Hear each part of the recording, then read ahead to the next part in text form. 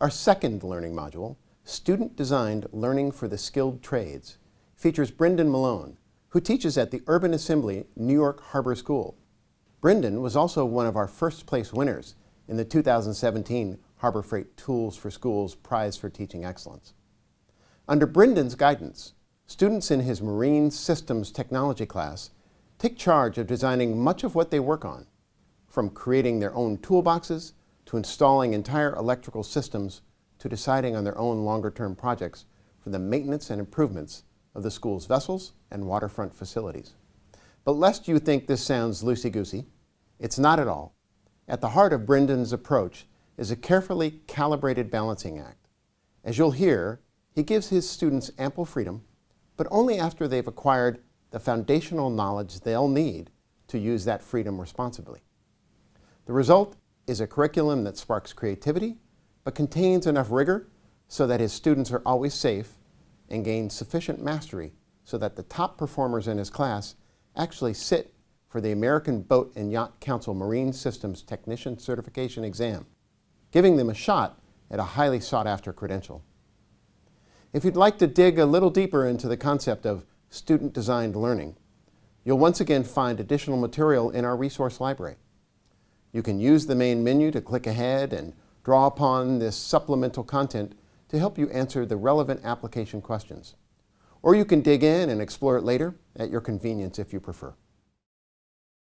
I attended the Sound School, which is New Haven Public Career and Tech Education School that prepared students for careers in the marine trades and also aquaculture.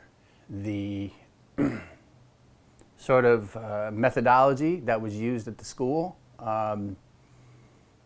mainly because I think the school was just opening up and trying to find their own way, allowed me to have a lot of freedom and accept a lot of responsibility.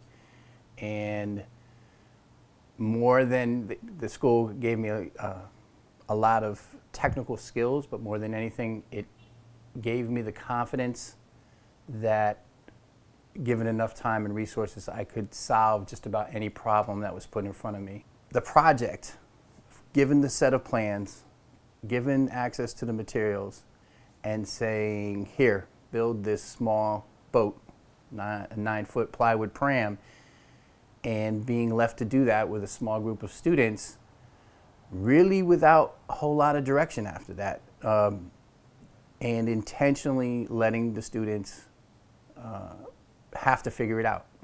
And a big part of that is making mistakes and figuring how to fix the mistakes.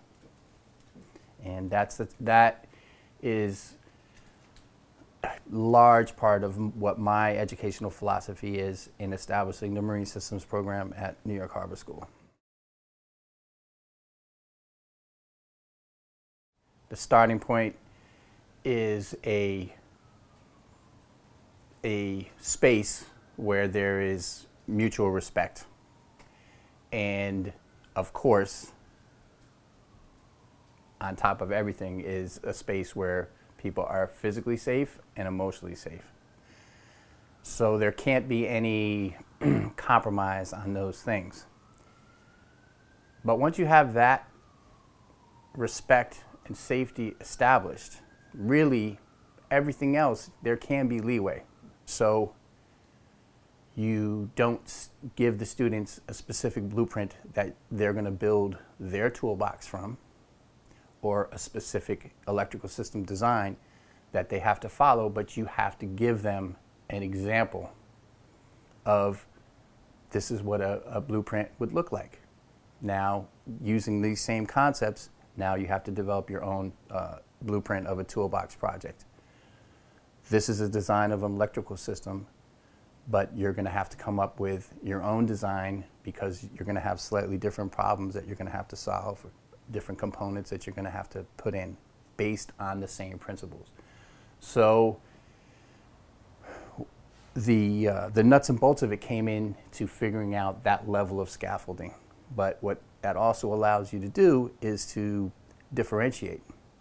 So some students are going to be at a place in their development where they're going to pretty much follow the example that you gave them, which is okay. I don't want them to exactly copy it, but it's pretty much stay with what was there. And then some students are going to take it to an entirely different level, which is what you need to have a classroom where everybody's challenged to their individual abilities and talents. Another part of this whole thing, though, is that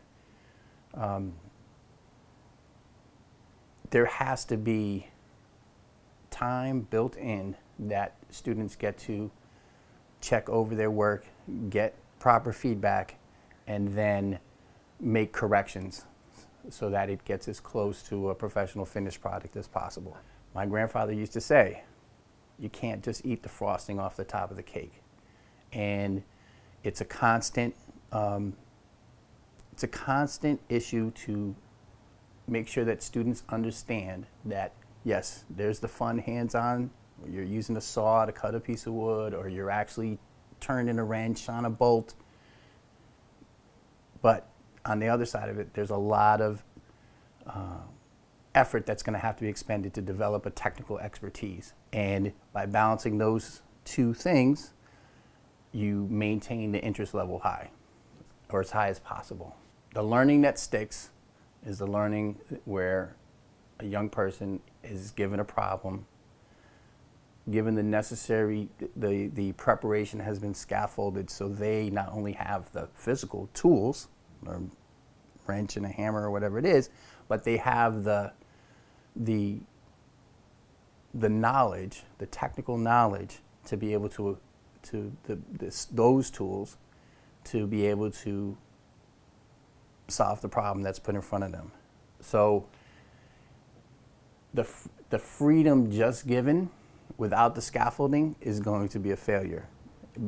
The kind of just trying to hit the kids with technical expertise without giving them the chance to apply it across a wide range of situations where they see the problem in different ways and from different angles and in different contexts, that will also be a failure. So the two things, the structure has to be there for the freedom or the risk-taking or the challenging part to also take place. Either one without the other will not be successful, in my opinion.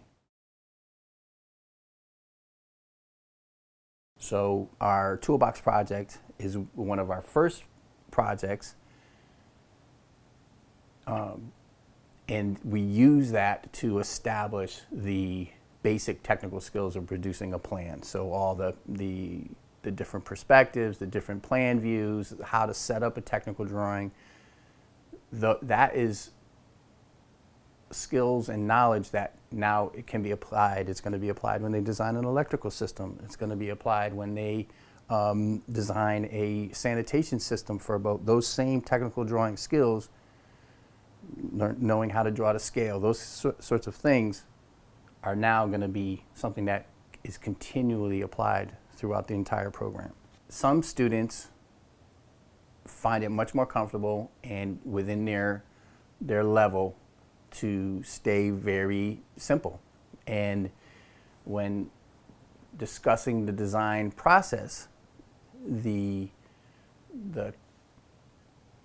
complexity of your finished product is something that we talk a lot about, because there's a set amount of time that the students are going to have to be able to work on these toolboxes. So one student had the idea that they wanted to carve the image of a violin into the side of their toolbox. And I said, well, if you can draw it, then I'll let you carve it. So that's an example of something that I found kind of an amazing original idea and concept, but that student had to put many hours extra outside of the classroom, coming in after school to be able to finish it within the allotted time. You have to fashion the program in such a way that the majority of the students can work through the theoretical knowledge and then get a chance to apply it quickly. And so, for instance, the Toolbox project, it's 6 weeks. So 2 weeks they'll be designing, 4 weeks they'll be building. And you have to, it has to be balanced, and all those projects have to be balanced in that way. If you're walking into my classroom on any given day, and we have extended blocks. So for this, the entry-level class, it's 2 47-minute periods, 2 blocks. There shouldn't be more than 15 minutes of teacher-directed instructions or preparation for that day. Anybody sitting, listening to somebody talk or PowerPoint, we all understand, after about 15 minutes, it starts to get, just the amount of knowledge is too much to grasp. So 15 minutes max, and then the student should be applying what the knowledge that they've learned, they should be applying it. And what I try to do is to present the information, give the students some time to mull it over, and then what I want is the questions to be asked before they start working. So that process is, what do you think you need at this point to accomplish what we've set out for the rest of the day? And ask those questions first. And once the actual work has begun, in theory at least, I should be able to go sit down and start doing paperwork or whatever I need to accomplish during that time with very little interaction with the students. The phrase that we use is ask 3 and then me, meaning within the class with the fellow students, most of the time the information is going to be there. If the particular student doesn't have it, we expect them to ask 3 other students at least before they're going to come to the instructor.